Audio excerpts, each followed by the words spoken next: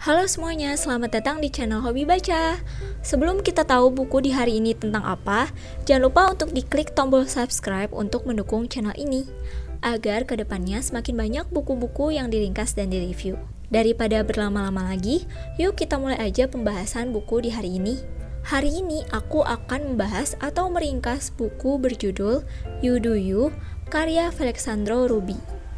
Sering sekali penulis mendapatkan pertanyaan tentang gimana kalau passion belum menghasilkan, atau lebih baik jadi generalis atau spesialis ya. Ingin bisa ganti haluan karir di bidang lain, tapi bisa nggak ya? Faktanya, 1 dekade pertama dalam perjalanan karir penulis dihabiskan untuk bereksperimen dengan 9 macam peran yang berbeda, sampai akhirnya ia menemukan ikigainya. Menariknya, semua kegalauan dan pencarian itu mulai terjawab dengan sendirinya ketika penulis bisa menjawab pertanyaan, "Who are you?" Ketika sudah mengenal diri sendiri, maka pada titik itulah dia menemukan jawaban bahwa karir yang tepat adalah karir yang menggambarkan dirinya sendiri. Ketika sudah mengenal diri sendiri, maka pada titik itulah dia menemukan jawaban bahwa hidupnya, karirnya, bisnisnya, atau keuangannya, atau bahkan hubungannya berasal dari dirinya sendiri. Karena sering sekali kita merasa nggak punya jawaban untuk pertanyaan tentang jalan karir kita yang akan kita pilih. Saat kita ingin menjawab pertanyaan tersebut, kita menjadi bingung dan ragu. Kita bingung untuk menemukan jawaban yang tepat tentang perjalanan karir kita. Di dalam buku ini dibahas bagaimana kita menemukan karir yang tepat. Paling utama adalah mengenal diri sendiri.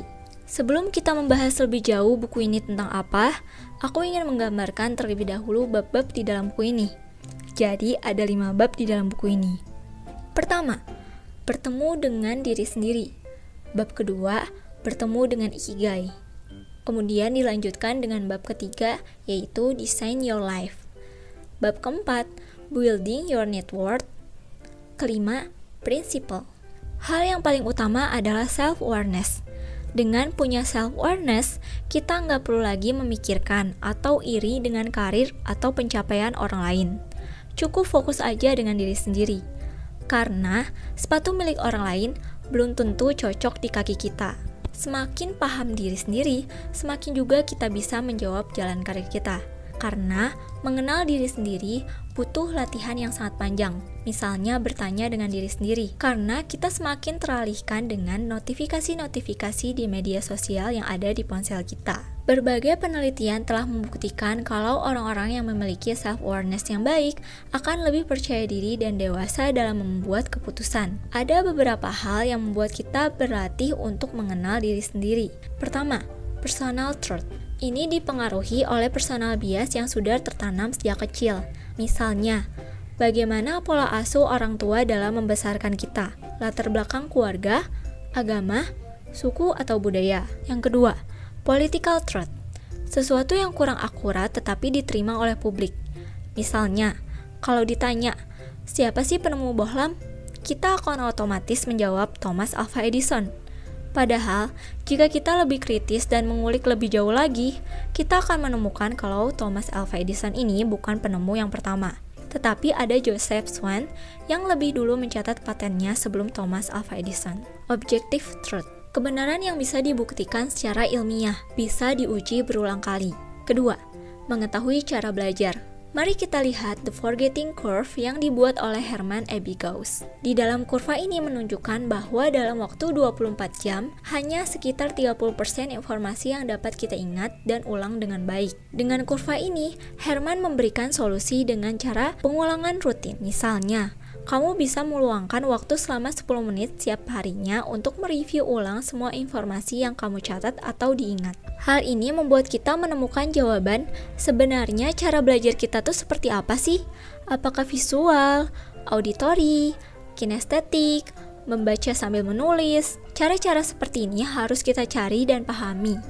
Ketiga, adalah berlatih. Kalau kamu mau jago, kamu harus berlatih selama 10.000 jam. Itu yang dikatakan oleh Malcolm Gladwell di buku Outliers. Menurut Felixandro, pas kita dengar pernyataan ini, yang terjadi kita udah mundur duluan, belum apa-apa udah pesimis. Menurutnya, yang paling penting adalah mindset eksperimen. Kalau kegagalan adalah pembelajaran berharga untuk kamu. Jangan sampai udah 10.000 jam tapi ternyata melakukan kesalahan yang sama. Atau bingung harus memperbaiki seperti apa. Itu sama saja nggak belajar dari kegagalan. Keempat, jam produktif.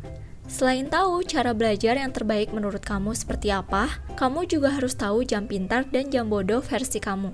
Misalnya, jam pintar kamu tuh ketika subuh, atau ketika pagi hari, atau bahkan malam hari, yang membuat kita bisa produktif untuk mengerjakan tugas-tugas. Jangan lupa untuk menyediakan waktu untuk merecharge diri, dan membuat jadwal rutinitas sehari-hari dengan memargin waktu untuk hal-hal yang gak terduga. Kelima, rule of three.